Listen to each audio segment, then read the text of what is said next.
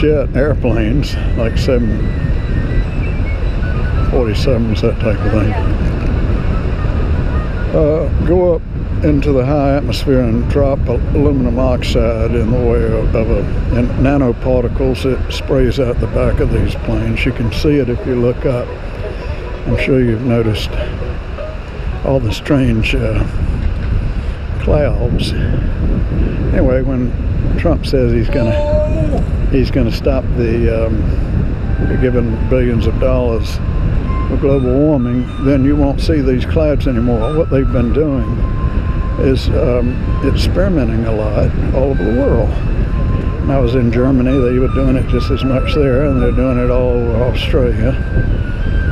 They're doing it out here pretty much about every other day. They've done it today. They do it over the ocean. The wind brings it in sometimes. Sometimes they do it right over the land. You can count the planes. You can see the stuff coming out the back of them. It's all on the internet. But anyway, the aluminum oxide, it's broken into tiny, tiny little pieces they call nanoparticles. A little bit larger than a large molecule.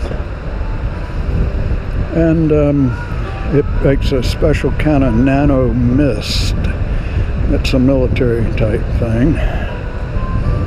And that mist comes down and eventually lands on the ground, okay, or on the trees or in the water. Eventually it comes floating down. And so the plants in our forest, when it's measured, they found out the aluminum oxide, and we want to underscore the oxide part of it,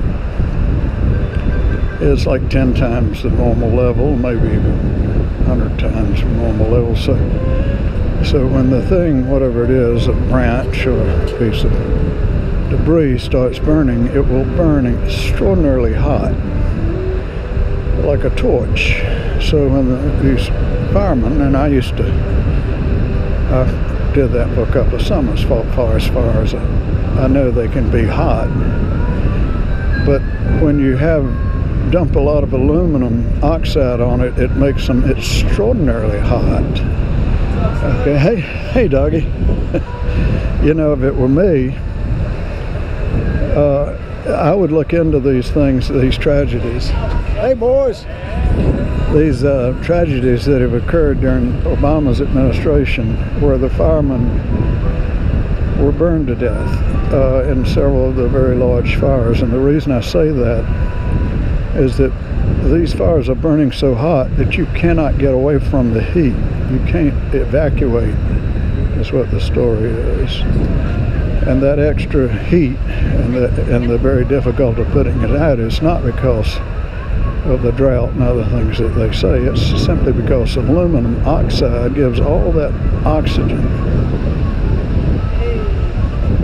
to the plant, to the trees and the leaves and all that. It's like an accelerant, that's what they call it, okay? Matter of fact, they used it in 9/11 to some extent with a nanothermite that was used to bring down those buildings. But that's stuff again, you'll have to vote Trump in to find out what really happened in 9/11. You ain't gonna find out from the establishment. They've all decided not to tell us. And they're keeping it secret even from each other. But anyway, losing one's house, I think it would be a kind of difficult thing if a person had a family with children and like that. But if you're just kind of a free-floating genius, energetic genius like that guy apparently is, and you can just do whatever you want to, and your life is floundering, and you find out it's easy to become a millionaire, and all you got to do is rip off people to a certain extent, and you can, hey dog, hey sweet. So this is the way it happens, okay? You get pulled into what you'd call the dark side, and once you go down that road, you continue to go down that road because it's too much trouble to turn around. And Hillary Clinton and Bill Clinton, they're like in a convertible together going down the damn dark road. They're an example of it. A great example, because neither one of them is probably,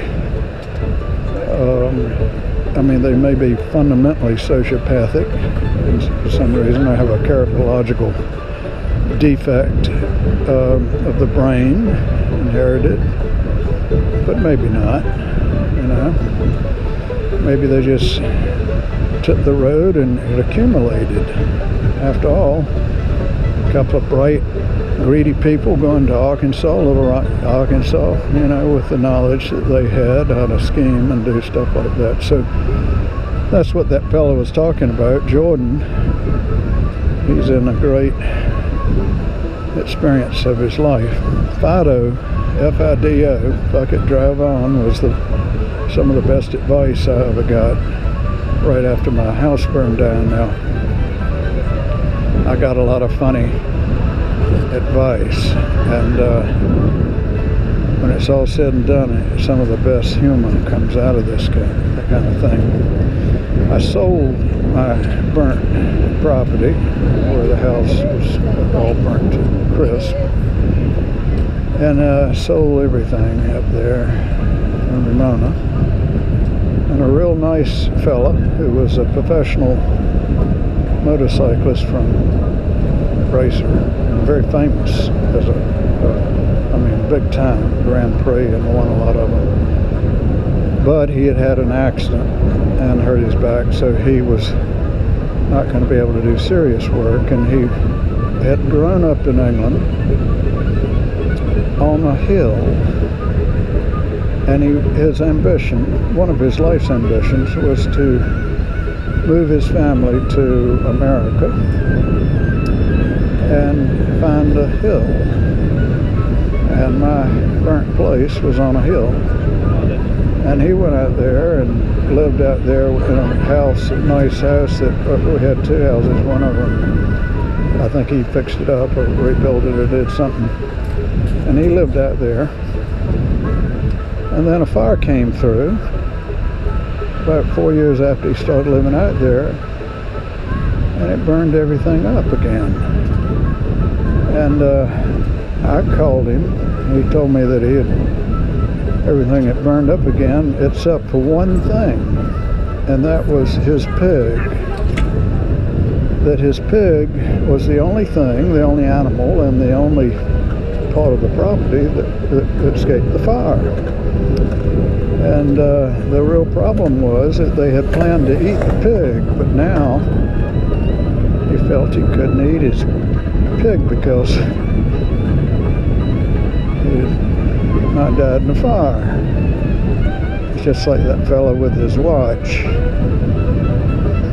It's going to be a story that my mother told me one time, something really smart